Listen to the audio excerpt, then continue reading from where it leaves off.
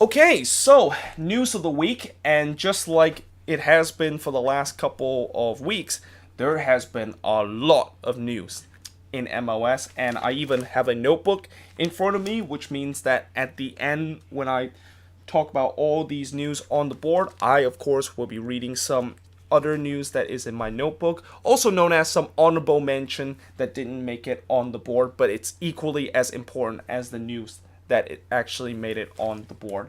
But first of all, we got Tim Howard. He has finally decided to hang up his boots as he announced a couple of days ago that he will retire at the end of the 2019 season. And in many ways, this has been pretty overdue. I mean, I remember last season how many fans have said that Tim Howard is just completely washed up and that there is just no way he can continue his career at the pace that he is in. And it's been announced that today, or a couple of days ago, that yeah, it is finally to hang up his boots. And despite the fact that he's been criticized of how bad he's been the last couple of seasons, you also got to say that he has just had an absolute amazing career as a goalkeeper. And you got to say he has to be the best goalkeeper that we ever had for the U.S. men's national team. And I think my favorite moment for Tim Howard has to be that 2014 World Cup, and especially in that game between the US and Belgium, where he made, I think, 13 or 14 save in that game, and it was incredible, like the way that he made that many save. And I know even though the US unfortunately aren't able to win that game, and it was also a game that also pissed me off to this day because of so many people still talk about that miss in the 90th minute, and I'm not going to mention anything else after that. But basically, when you look at that game and just even look at the whole tournament that he had, I mean, that was just incredible of what Tim Howard has done, and he will always regard as probably the greatest goalkeeper that the U.S. men's national team will ever had. And hopefully, with now Zach Steffen coming in as potentially our number one in the future, he's going to be as good as what Tim Howard was. But moving on, Vancouver, they have finally linked with a couple of players and actually finally decided that they are going to sign a couple of players. So if you're a Whitecaps fan, despite the fact that you finally are happy that you got a decent coach that is Mark Dos Santos, you are probably still very frustrated this offseason because of so many big name guys like Kendall Watson and Kai Kamara getting let go, and that you haven't really found a plan to replace them. But at least now they are finally decided to maybe sign a couple of players to improve their squad, and one of those players are a Ghanaian winger Las Bengera and winger Lucas Veneto from Austria Vienna. Las Bengera is actually from Real Vallecano, who plays in La Liga. And I don't know much about both of these players, but at least if you're a Whitecaps fan, that must be pretty promising, the fact that your team have actually decided to sign a couple of players after this season. It's been pretty quiet kind of off season, despite the fact that you've been also selling some of your best player to another team. FC Cincinnati themselves have also decided to add some more player, as they do. I mean, it seemed like every single week FC Cincinnati have acquired a new player, but this time they decided to acquire Nick Hagelin from TFC for a total of $300,000 allocation money. And Nick Hagelin, I think he was fourth in terms of the depth chart of center backs for TFC, so he basically was a backup center back for TFC.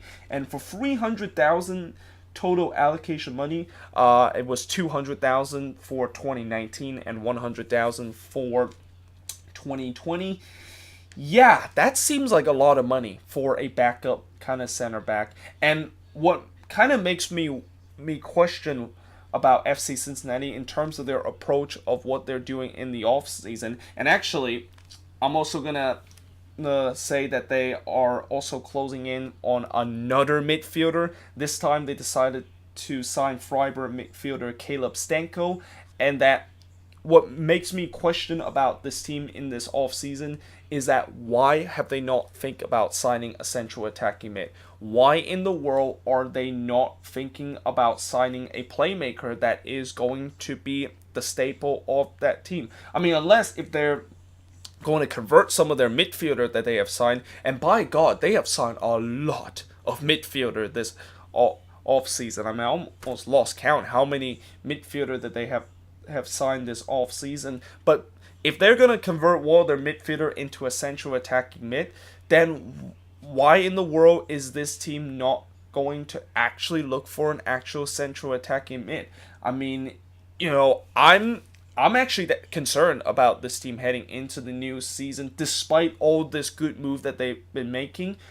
If they do not find a player that can play in that cam role, and if they do not find a playmaker in this team, yeah, it doesn't really matter how many good kind of veteran player that they have on this team, and they definitely have a lot of good talented veteran MLS player on this team. It's just that they have this missing piece in that central attacking mid, which is regarded as one of the most important pieces in the attacking end, and I'm just kind of puzzled why they still have not been able to figure that spot out. But meanwhile, moving on, Ashley Cole. So he have now decided to leave LA Galaxy and decided to return to England with Derby County, and he will rejoin with one of his former Chelsea teammate Frank Lampard, who is now the manager for Derby County. And I know this is a huge blow to the Galaxy in terms of that back line because of the fact that Cole was considered the best player in that back line, and probably by a mile. It looked like it was going to happen. I mean, I don't think the Galaxy is going to pay so much for a guy that is now in his mid-30s and is literally maybe 2 years away from hanging up his boots. And, they just need to let him go and maybe free up that cap space. Now, for the Galaxy, I also have heard that they are rumored to potentially sign a center back, which I think that's got to be welcome news for Galaxy fan, because right now, from what I'm seeing this offseason from them, they pretty much are signing their entire back line again. Like, their whole back line is pretty much the same as the one that gave up 66 goals, and that just makes me really puzzling. And if you're a Galaxy fan, that has to be very concerned. The fact that the team is not really fixing a issue that literally is probably the reason why you missed the playoffs last season. I know they had that absolute choke in the latter part of the season. Well, not the latter part, but the final day of the season. But you look at throughout the season, it's been always the defense that's been the culprit of why the Galaxy have lost so many of these games. But meanwhile, Ashley Cole is not the only guy that is leaving their respective MLS team. Jason Vargas is also expected to leave Montreal on a loan, and apparently I think he's going on a loan in Argentina or something like that. But I think this is just another example of how Montreal is starting to get rid of some of their dead weight in terms of that striker position. Last season they started Vargas and Silva as their main striker, and obviously it did not work out very well. I mean, both of those players probably combined with a total of 5 or 6 goals, and anytime when you have a striker that is combined with just 5 or 6 goals, that is not a good sign. And knowing that they have now got Maxi Urruti, I'm guessing that they're just getting rid of these strikers so that, he's going to be now the main man in that team. And that really puts a lot of pressure on Urruti. I mean, Montreal is really hoping that he can be their main striker, and he could be the guy that will score them goals, because if he does not do well, then who is your backup option? Mancuso is maybe your backup option, and Mancuso wasn't really that good either. So yeah, Montreal is definitely taking maybe a little bit risk in terms of that position, but then again, they also are getting rid of some dead weight that they really need to get rid of. Another player that is expected to leave this offseason with their respective MLS team is Diego Fagundez. Now, unlike the Jason Vargas and Ashley Cole situation of why they decide to leave their club, Diego Fagundez have a very interesting reason of why he decided to leave New England. So he has said that he feel like he is not gonna really accelerate his career and reach his potential if he stays with New England, and that it's better off for me to go somewhere else, most likely going back to his home country, Uruguay, or actually not his home country. He was actually homegrown for the rest, but he wants to go to Uruguay so that he can continue to accelerate his career. And I don't blame him for doing that, because New England, this is a club that used to be very good back in the mid-2000s when MLS was still at the 1.0 stage, but it seemed like as soon as MLS decided to change and go into a 2.0 and now a 3.0 kind of stage, New England is just one of those teams that's just been left behind. Like, this is a team that don't really spend a lot of money, and this is a team that still play in a stadium that is shared with an NFL team, and they have no ambition of actually building a new stadium, and they also have shown no ambition of maybe even competing in MLS. So, if you're a player and you see a franchise that you're joining in shows no ambition of actually making some progress and maybe going to MLS Cup, why are you even staying with that club? I mean, it just feels like you're just wasting your career, and that's, I think, is what Diego Fagundez is thinking. And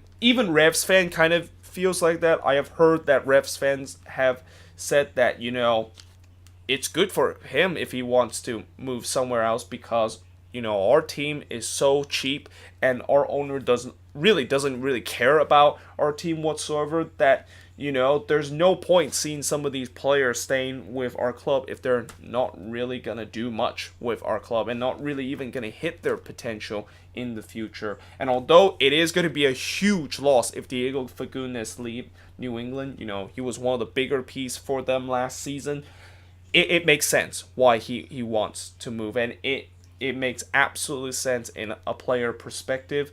And for New England, this has to be a wake-up call and saying that you got to start thinking about the way that you approach things in MLS, because right now you are letting go of some of your best players are getting let go because they don't feel like they have any ambition with your team. And when that happens, then that's when you know that something is clearly wrong with the ownership and the front office.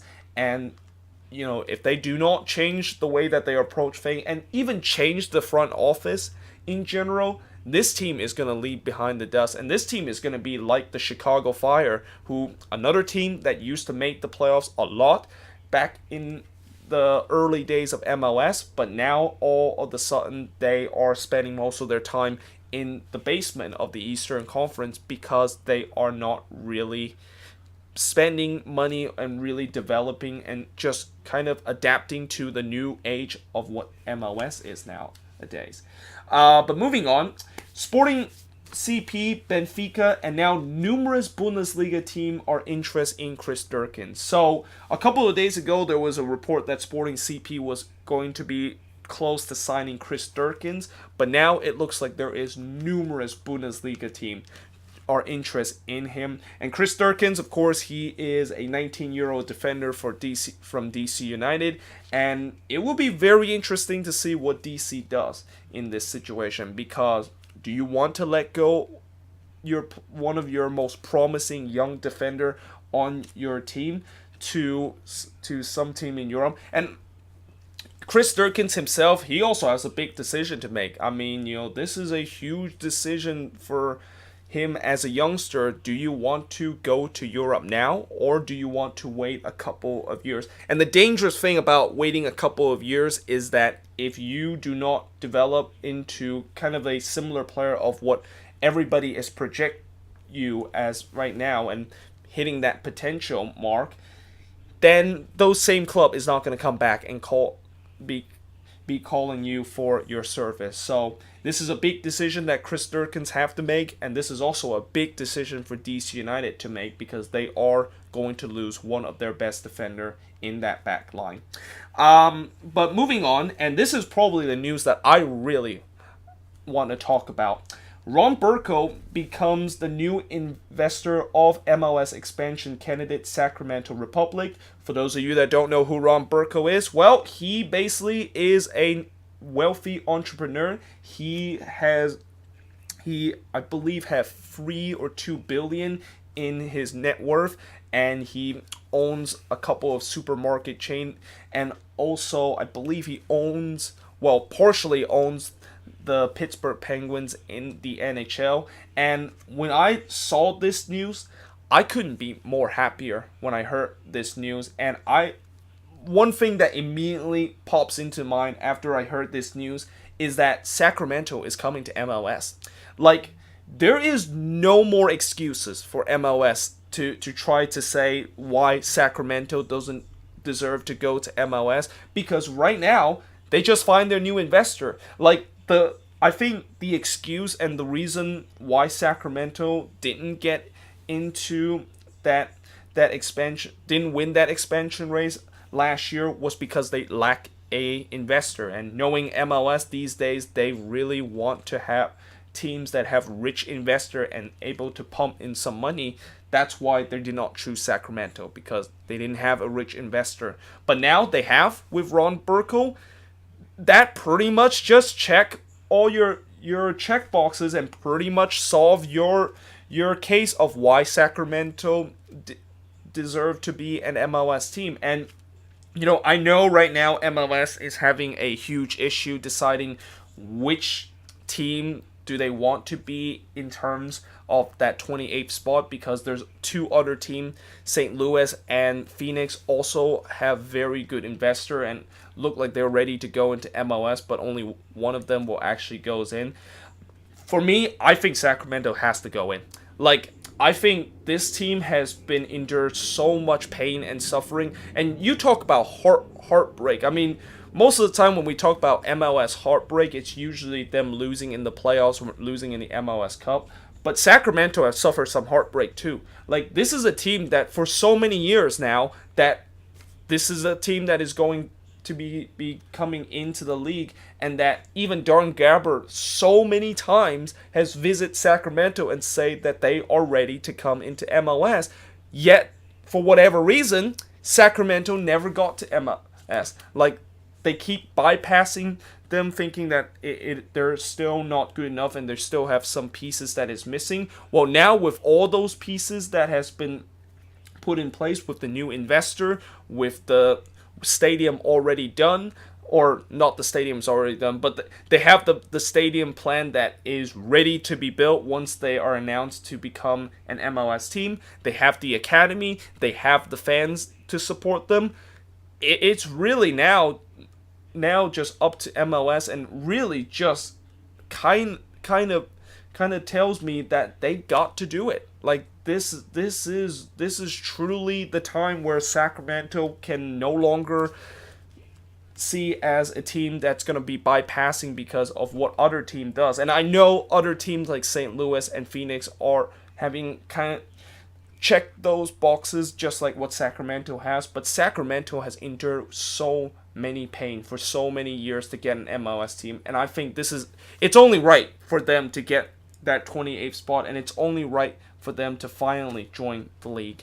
But yeah, meanwhile, moving on to the final things I'll talk about on this board is that Landon Donovan is coming out of retirement again. And what's interesting about this is that I didn't know that he was still in retirement. I thought he was still with Club Lyon, although I did heard that he got his contract denied and that Club Lyon didn't want to re-sign him, and that's why I think he kind of retired, although there wasn't any news that he was going to be retiring for the 3rd time this season. But now they said that he's coming out of retirement again, and this time he decided to play in arena soccer with San Diego Sockers.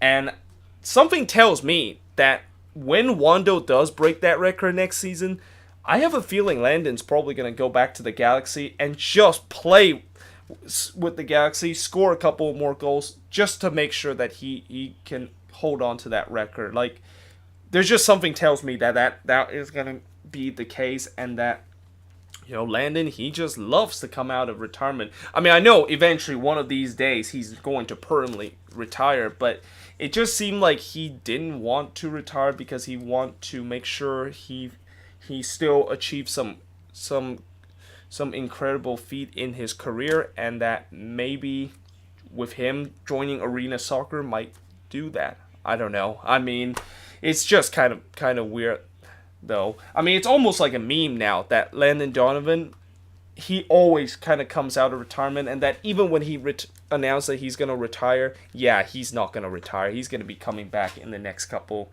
of years. But either way, now that I got everything done on the board, now it's time to talk about the honorable mention that didn't make my list. So the Galaxy decided that they are going to be signing Matt Lampson as their new goalkeeper. So that means that now David Bingham has some competition in terms of that goalkeeping position. And the Timbers are chasing 21-year-old Tigres forward Julian Quinones, who of course is probably now the guy that they've been kind of said in my last episode, where they were linked to trying to get a young DP from Mexico, and that is probably the guy that they've been linked after all. And we shall see if that, of course, would happen. But yeah, that is pretty much it for all the news that I have for these last couple of days. Let me know in the comments below, what do you think of it? Let me know in the comments also what are some other news that I missed. But yeah, hope you guys enjoyed this video, and I will see you guys next time.